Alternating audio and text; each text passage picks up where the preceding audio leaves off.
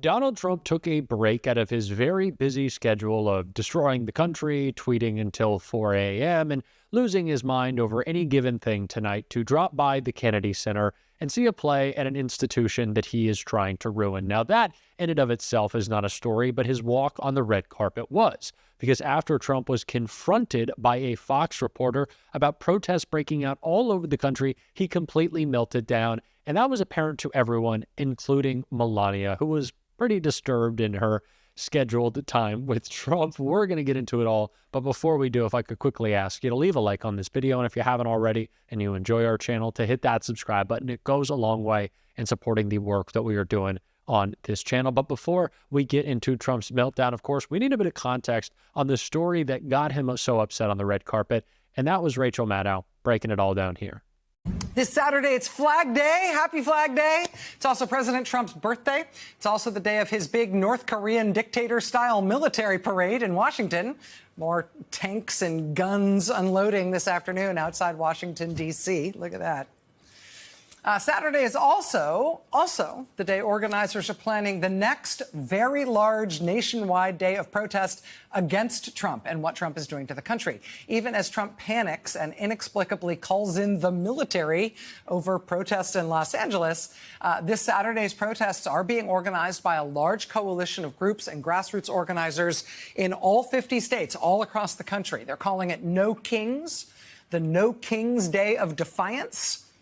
They said this today, quote, "The No Kings mobilizations on June 14th were already planned as a peaceful stand against authoritarian overreach and the gross abuse of power this administration has shown.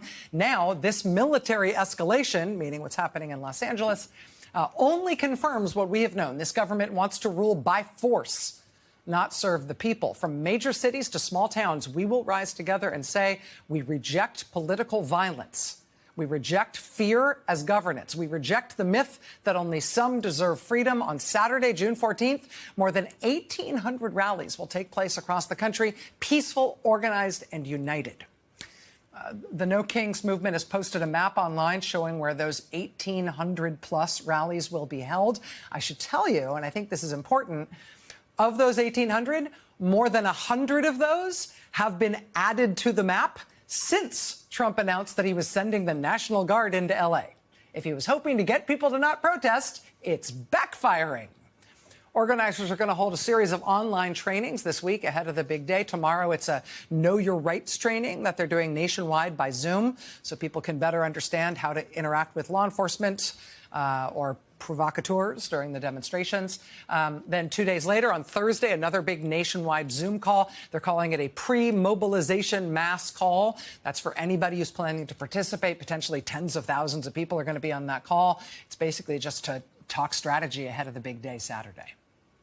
But tonight, as the Trump administration does its best to try to turn the streets of L.A. into a war zone, as Trump's flop sweat and lack of political ideas is manifested in National Guardsmen and now Marines being sent to the streets of L.A., the determination of the No Kings organizers appears to be clear. Many protests, bigger than ever, peacefully, joyfully, everywhere, and unstoppable.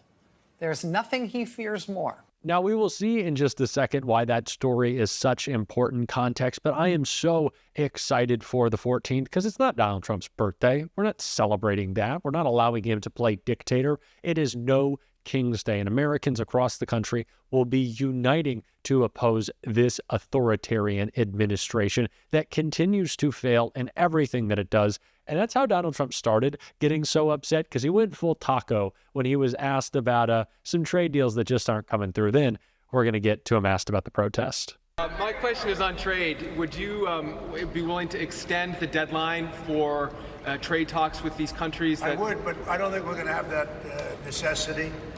We made a great deal with China. We're very happy with it. We have everything we need, and we're going to do very well with it, and hopefully they are too. That was a very big one. Oh, God. He just keeps doing it, doesn't he? Yeah, there's a trade deadline coming up. I'll extend it. Well, why not? The deal is not going to get done. He's just an embarrassment. Where are any of the deals? Weren't we promised a deal with China like a week ago, but also 3 weeks ago? and also 2 months, there's no deals. The deals just aren't coming. But that's not the only thing that is upsetting Donald Trump, because like I said, a Fox reporter confronted him over the protests that are about to be breaking out on his birthday. And yeah, he didn't like it too much and just melted down over LA. And take a look at very disturbed Melania during that rambling. Mr. President, if this turns into another summer of unrest, what are you prepared to do, sir? About what?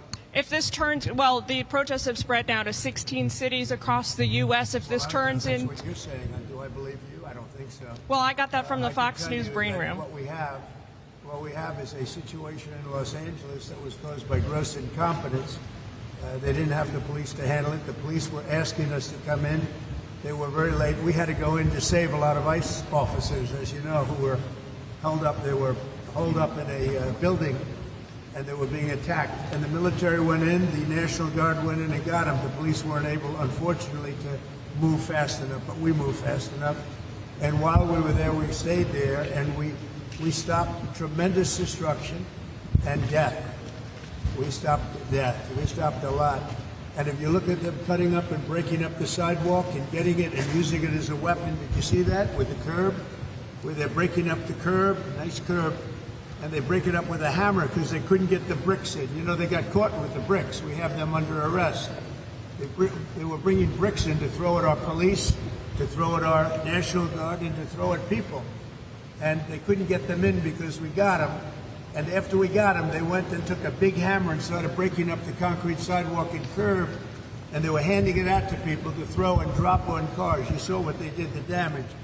So if you don't do something about that, there's something very wrong. We are going to have law and order in our country.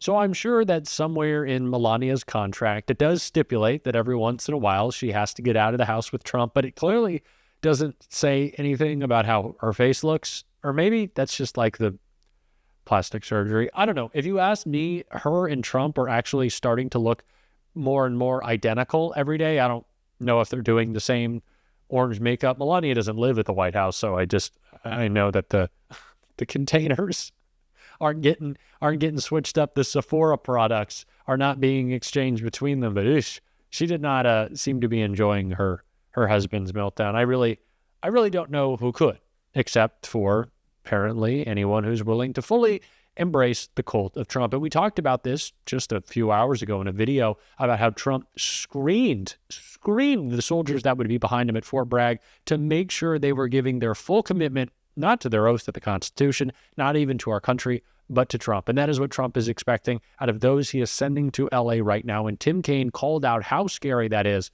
And I want to hear from the senator right here. Senator Tim Kaine is here. Senator, what is happening in terms of oversight of this nearly unprecedented and historic use of a president over the wishes of a state governor, activating that state's National Guard and then immobilizing 700 active duty Marines?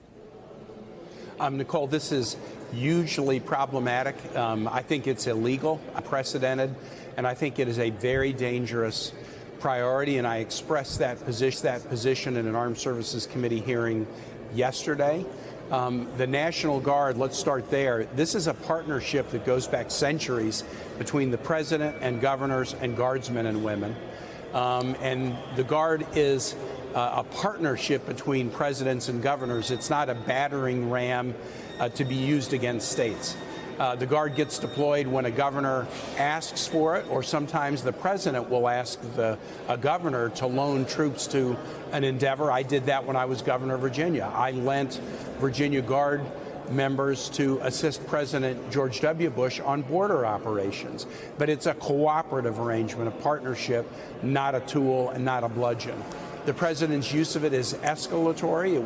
It was not asked for, in fact, objected to by the governor of California and the mayor.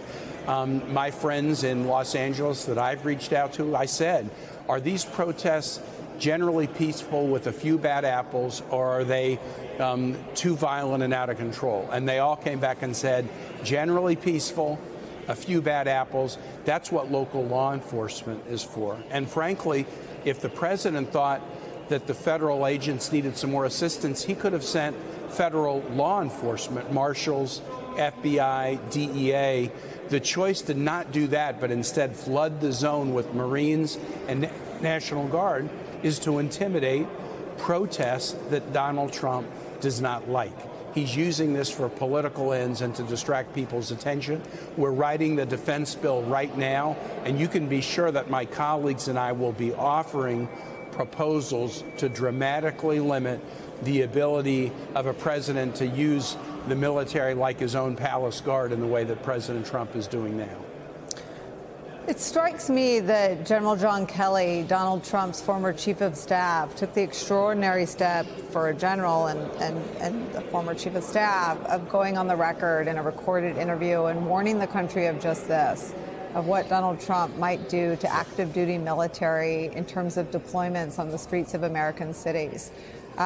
We are on the other side of that hinge point. That has already happened, but you represent a state that could very well have protests over the weekend.